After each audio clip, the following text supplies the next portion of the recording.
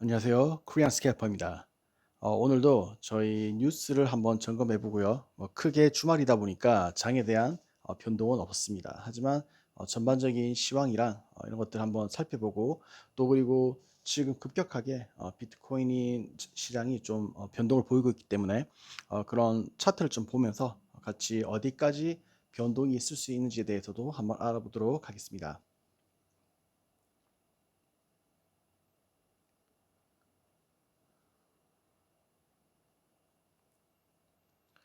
자, 먼저 뉴스를 한번 확인해 볼 건데요.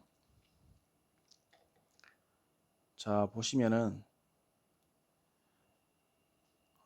밑에 보시면 이제 중국에 대한 기사가 있죠. 자, 9월 항저우 아시안 게임 때문에 코로나 확산으로 인해서 내년으로 연기할 수도 있다라는 그런 내용이 실려 있는데 요 내용을 보시면 이게 상하이랑 그렇게 멀지 않은 도시입니다. 그래서 이 뉴스를 보시면 여러분들은 인플레이션을 생각하셔야 되겠죠. 그러니까 물가 상승에 대해서 한번 고민해 보셔야 되는데 중국이 세계 말 그대로 공장이라고 할 수 있겠죠. 근데 그 중국이 지금 셧다운이 조금 장기화될 수도 있고 아니면 조금 더 확대될 수도 있기 때문에 지금 저희 같은 경우는 위드 코로나 이 정책으로 가고 있는데 세계적인 추세가 그렇죠. 근데 중국은 반대로 가고 있기 때문에 인플레이션이 조금 더 심화될 수도 있다 정도로 해석을 하시면 될 것 같습니다. 그리고 자, 인플레이션 걱정 때문에 미국에서도 은퇴 취소가 급증하고 있다. 자, 한국과 다르게 미국 같은 경우는 은퇴 후에 나오는 그 은퇴금이라고 할 수 있겠죠. 그 연금이 상당히 되게 커요. 그러다 보니까 은퇴를 하고 나서 이렇게 살아가는데 크게 지장은 없는데도 불구하고 인플레이션이 걱정이 된다. 그리고 또 임금도 많이 준다라고 하니까 이렇게 마음을 좀 바꾸는 분들이 많다라고 그런 기사가 쓰여져 있습니다.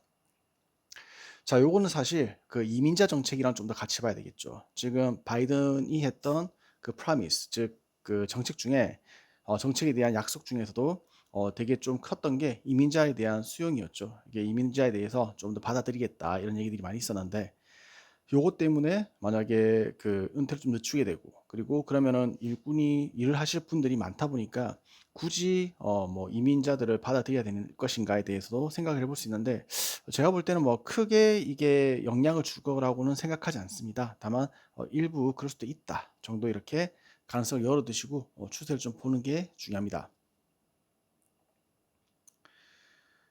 자, 나머지 뉴스들은 제가 좀 재밌게 보고, 좀 관심을 가졌던 뉴스인데, 코로나 때 좀 많이 빠졌던 종목들이 있었죠. 예를 들면은, 뭐, 사람들이 모이는 걸 제한한다라든지, 그 중에 대표적인 게 여행이라든지, 저는 카지노도, 저 개인적인 이유로 카지노주에도 관심이 좀 있었는데, 대표적으로 이제 강원도에 있는, 강원랜드가 될 수 있겠죠. 강원랜드는 일단 사람을 많이 못 받았었기 때문에 이제 이런 부분에서 실적 개선이 거의 명확하다고 저는 생각을 했습니다. 실제로 제가 보유했던 주식들도 있었고요. 근데 제가 좀 지켜보는 이유가 뭐냐면 거시경제가 무너질 때, 그러니까 한국에 있는 경제 상황이 좋지 않을 때, 그때도 과연 개별 주식들이 오를 수 있을까? 저는 그런 부분에서는 오히려 좀 부정적으로 보고 있어요. 물론 실적이 잘 나오면 올라가는 건 맞는데 올라가야 되는 이유가 있지만 만약 유동성이 줄어든다라고 치면은 사실 뭐 이렇게 크게 뭐 만약에 금리 인상도 마찬가지입니다. 만약 금리가 인상되게 되면 당연히 은행주라든지 증권주라든지 이런 것들이 좀 올라가야 되겠죠. 근데 이게 과연 진짜로 경제 상황이 안 좋아졌을 경우에 이게 정말 효과가 있을까? 저는 거기에 대해서 좀 의구심을 품었기 때문에 지금 현재로서는 카지노 주식은 가지고 있지는 않습니다. 자, 그래서 다음은 뭐 아파트 값이 올라가고 있다. 요거는 저희가 뭐 메인으로 볼 뉴스들은 아니기 때문에 이 정도 보도록 하고요. 자, 다음은 이제 미국 증시를 한번 보도록 합시다. 미국 증시인데 뭐 큰 건 없어요. 뭐 여전히 그 불확실성에 대한 얘기들이 좀 나오고 있고요. 근데 그러면 저 입장에서는 언제까지 이렇게 좀 증시가 지지부진하고 하락을 멈추고 박스권이 같이 나더라도 하락 박스권으로 볼 수 있겠죠. 언제까지일까? 저는 개인적으로 다음 FOMC 결과까지 갈 거라고 보고 있습니다. 물론 지금 5월 9일인가요? 그때 러시아에서 종전 선언을 할 것인가 아니면 이대로 좀 이렇게 지지부진하게 장기전으로 갈 것인가에 대해서 얘기가 나올 것 같은데 그 얘기가 당연히 인플레이션이라든지 모두 전반적인 영향을 주게 될 거예요. 사실 전쟁이라는 거는 불확실성을 의미하지 않습니까? 그래서 이게 좀 그런 영향을 끼칠 것 같지만 길게라기보다는 좀 중기적으로 봤을 때는 다음 FOMC에서 과연 금리를 얼마나 올릴 것인가. 차라리 이런 생각도 해봅니다. 지금 이번에 0.5 플러스 QT였는데 근데 불구하고 지금 시장에서는 반응이 이렇게 좀 발작 비슷하게 왔죠. 그러면 이때 덜 올리면은 자사시장이 더 좋을 것인가, 더 나쁠 것인가, 아니면 이대로 갈 것인가, 올릴 것인가. 저는 오히려 시장이 좀 좋으려고 하면 한 번쯤은 세게 올리는 것도 좋지 않을까 싶습니다. 만약에 올리게 되면 한 며칠은 조금 이렇게 시장이 진정을 못하고 변동이 되게 크겠지만 결과적으로는 다시 올라갈 수 있을 거예요.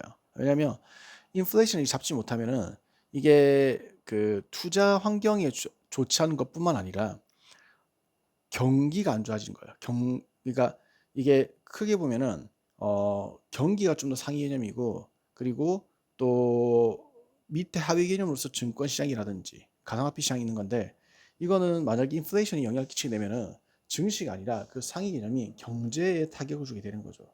그래서 저는 좀 금리 인상을 좀 아프더라도 조금 이렇게 확 올려가지고 인플레이션을 좀 잡고 가는 게 좋지 않을까라는 생각을 합니다. 저 개인적인 의견이고, 물론 좀 고통스럽긴 하겠지만 그 고통을 빨리 지나야지 상승을 또 맞이할 수가 있겠죠, 저희가. 자, 그리고 지금 제가 좀 자세히 보고 있는 게 그 김치 프리미엄, 저기 이제 한국 프리미엄인데 거의 지금 뭐 4% 향해서 가고 있죠. 이게 되게 무서운 거죠.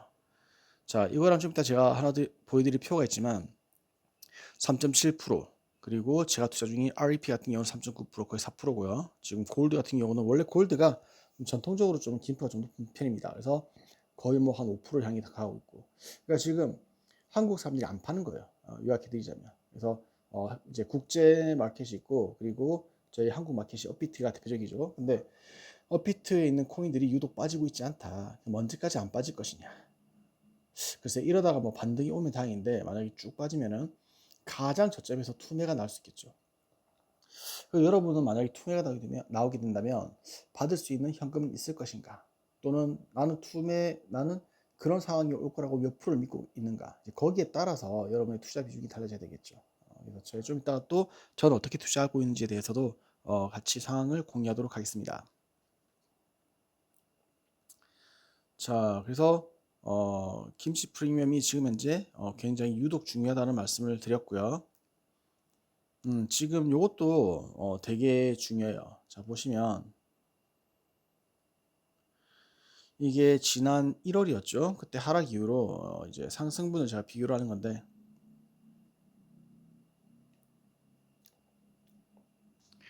자, 보시면 이더가 많이 안 떨어졌고 오히려 지금 높아요. 그러니까 저번 하락 가격 대비 17% 지금 올라 있는 상태고요. 오히려 지금 비트코인이 되게 좀 많이 떨어졌죠. 그래서 거의 뭐 한 그때 수준으로 떨어져 있고요. 그리고 골드라는 이런 알트가 아직까지 좀 올라가 있고, 제가 투자 중인 RP 같은 경우는 뭐 마이너스 1%뭐 크게 차이는 없고요.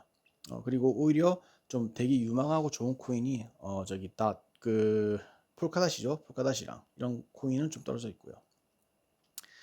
자, 그래서 저는 여기서 반등을 준다면 이더가 또 올라가겠죠, 당연히. 근데 이더 가격이 사실 그렇게 낮지가 않아요. 제가 만약에 여러분이라면 이더리움을 지금 투자하기보다는 저는 비트코인을 살 것 같아요. 비트코인이 사실은 더 안정적이고, 나중에 상승장이 되었을 경우에는 비트코인이 진짜 상승장이 되면 먼저 치고 나갈 거예요. 비트코인보다 먼저 치고 나가는 게 역사적으로는 이제 골드라든지 어거가 있지만, 사실 이거는 날라가 버려요. 여러분들이 만약에 뭐 이렇게 트레이딩을 하고 있던 중이었다 치면은 원래 내가 뭐 1, 2%, 3%, 4%, 5% 이런 식으로 막 단타를 치고 있었는데, 그러다가 이게 날라가 버리는 거예요. 20%, 30%. 다음 날도 20%, 30% 이런 식으로. 그럼 절대로 이거를 가지고 있기 되게 힘들어요. 이제 그런 거는 사실 정말로 트레이딩에 관심이 없는 사람들이 그냥 두고 보는 분들이 먹는 그런 수익이라 보면 되겠죠. 그래서 제가 다시 돌아가 보면 이더리움 가격 때문에 이게 좀 아직까지도 뭐 소위 말하면 찐 하락은 아니다. 아직까지도 오지 않았다. 그럼 언제까지 그럴 것이냐? 여기서 뭐 진짜 큰 호재 뉴스가 있으면은 개별적으로 가상화폐 시장이 달려갈 수 있겠지만, 글쎄요, 그런 뉴스가 나올 확률이 크게 많진 않죠. 저희 기대할 수 있는 거는 현물 ETF라든지 아니면 중국 시장 개방이라든지 또는 전쟁 종식으로 인해서 인플레이션이 좀 낮아지고 그래서 금리를 상승할 이유가 크게 없어지는 거. 뭐 이 정도인데 지금으로는 그 전부 다 세 가지 다 불확실하기 때문에 저는 좀 현금 보유 비중을 마지막에 말씀드리겠지만 아직까지는 크게 투자를 할 상황은 아니다. 이렇게 보고 있습니다. 자, 요거 보기 전에 업비트 상황을 보기 전에 지금 화폐 시장 상황인데 30일로 보더라도 지금 많이 떨어졌고요. 그러니까 여기 들어가 있는 그 돈이 가상화폐 시장에 돈이 많이 이렇게 줄어들고 있다, 나가고 있다. 그리고 또 지배력 또한 이렇게 올라가다가 지금 뭐 약간 횡보하고 있지만은 그런 느낌입니다. 그래서 일단은 그 돈이 빠져나가고 있는 게 되게 중요하죠. 이 돈이 어디로 가는 것인가 그러면. 글쎄요. 지금 현재 채권 금리도 높은 상황이고요. 3%였죠. 어제 확인했을 때. 그리고 달러 지수도 아직까지는 좀 하락 중이고 어떻게 소폭 하락을 했었죠. 제 생각으로는 이게 사람들이 좀 현금을 가지고 있는 것 같아요. 현금을 가지고 있고 뭐 아니면 일부 자금을 좀 분할로 뭐 어떤 특정 상품을 분할 매수할 수 있는데 여러분들이 만약에 기관이라면 분할 매수를 어디에 할까요? 금을 할까요? 아니면 비트코인 할까요? 아니면은 뭐 달러를 할까요?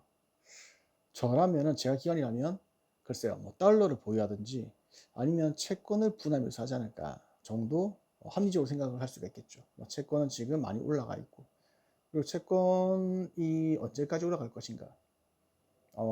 제가 지금 한 얘기들이 조금 그 여러분한테 어렵게 들릴 수도 있고요. 뭐 이해하시면 이해하시겠지만 제가 다음에 기회 되면은 이론적인 설명을 또 덧붙이겠습니다. 일단 짧게 설명드리면 원래는 이제 시장금리를 올리게 된다면, 그러니까 기준금리를 올리게 되면은 시장금리가 올라가겠죠.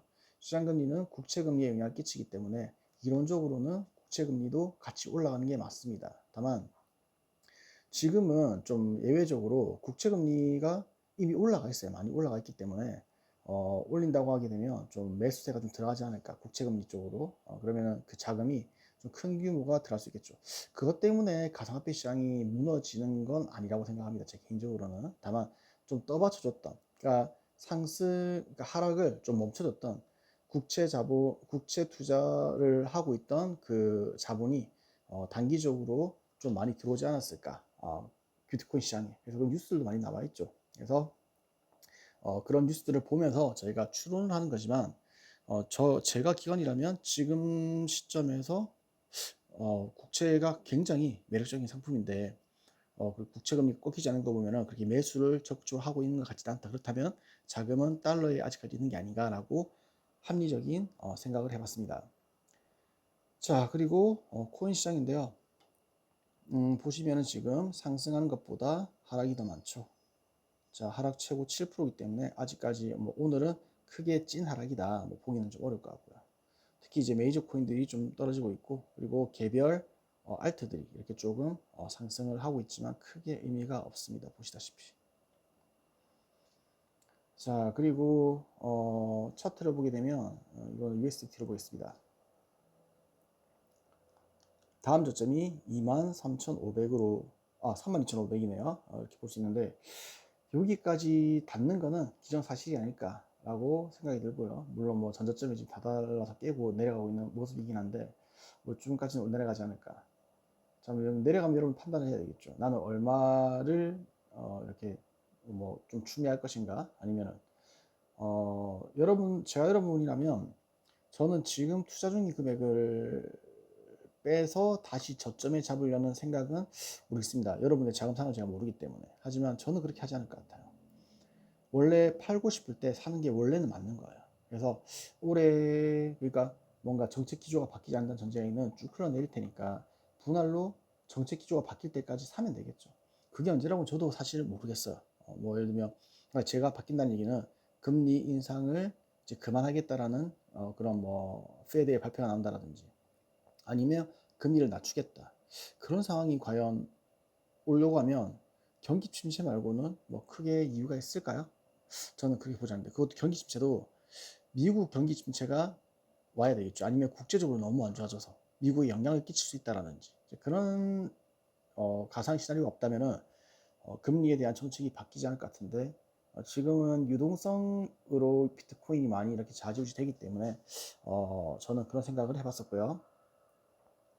자, 그래서 저는 결과적으로 제가 첫날부터 말씀드렸었지만 지금 2,800만 원을 처음 투자했어요. 올해. 제가 작년 11월 달이었나? 그때 다 익절을 했었고요. 모든 돈을 다 현금화 시켰었고, 그리고 1월에 다시 들어왔었는데, 그때 제가 2,800만 원으로 들어왔습니다. 근데 지금 현금화 시켜서 다른 통장에 넣은 수익이, 그러니까 확정 수익이 저는 지금 아마 1,050만 원으로 알고 있어요. 지금 제가 밖에 있다 보니까 집에 가면은 좀 그 데스크탑을 봐야 되는데 1,050만 원 정도로 알고 있고요. 지금 제가 보면은 마이너스가 2260이니까 뭐 요거는 뭐 별 의미는 없고 전 매번 수정을 하거든요. 이거를 뭐 17,500 하면은 딱 이게 맞더라고요. 17,500을 바꾸게 되면 2,800이니까 자 530이죠. 그러면은 저는 550 잡더라도 현재 500만 원 수익을 보고 있는 거죠. 그래서 저는 지금 어거 코인이랑 골드 코인을 좀 주로 트레이딩을 하고 있는데 아무튼 요런 상황이고요. 저는 지금 올해는 1억 투자를 계획을 하고 있습니다. 그래서 요 중에 2,800만 원이니까 28% 들어가는 거죠. 원래 계획으로는 오늘 2%를 더 들어갈 생각이었어요. 200만 원 더 들어갈 생각이었었는데 이게 거래량이 터지면서 이렇게 흘러내리는 게 아니라 그냥 쭉 흘러내리다 보니까 되게 타이밍 잡는 게 좀 어려워요. 그래서 그냥 지금 일단은 두고 있는 상태고요. 어, 상황을 보는데 그 상황이라는 것은 비트코인 가격 기준이 될 수 있겠죠. 그래서 비트코인이 한번 쫙 눌러주면은 들어간다라든지 아니면 튀어오르면은 저도 같이 좀 물량 줄였다가 다시 들어간다라든지 그런 계획을 세우고 있습니다. 여러분들 저는 제가 매일매일 트레이딩을 하고요. 오늘도 제가 뭐 소소하지만 뭐 아까 전에 2만 원인가 3만 원인가 수익이 났었는데 뭐 그걸로 그냥 좋은 사람들이랑 같이 뭐 커피 한 잔 마시고 이러면은 또 어떻게 보면 그 수익을 먹는 거다 보니까 크게 부담이 없어요. 그냥 재밌게 하는 편입니다. 여러분들도 이 거시경제를 반드시 아셔야 돼요. 거시경제를 아셔야지만 지금 내가 투자 규모를 얼마나 가져갈 수 있는지. 그러니까 데이 트레이딩을 하는 게 나쁜 게 절대 아니에요. 제가 볼 때는. 왜냐하면 그 손실을 최소화할 수 있는 유일한 방법이에요. 트레이딩 한다는 것 자체가. 근데 다만 내가 만약에 트레이딩을 아무리 잘한다 하더라도 뭐 한 10% 빠져버리고 20% 빠져버리면은 그걸 그대로 맞게 되면은 사실 그때는 수익이 한 번에 날아가 버립니다. 그래서 사실 제가 이 영상을 찍는 것도 제 투자 복귀 차원이고 제가 또 경제 상황에 대한 그 observe 하는 거에 대해서 좀 게을러지지 않기 위해서 찍고 있지만 만약 제 영상을 보시는 분들이 계신다면 요거를 좀 참고하셔가지고 투자 비중을 잘 하시길 바랍니다. 그러니까 저는 제가 몇 프로를 투자하시면 좋을 것 같습니다라고 얘기하지 않을 거예요. 저는 그런 능력도 없고요. 다만 저는 이렇게 하고 있다. 그래서 이렇게 하는 사람도 있으니까 여러분들의 스타일을 정착하는 데 있어서 좀 도움이 됐으면 좋겠습니다. 감사합니다.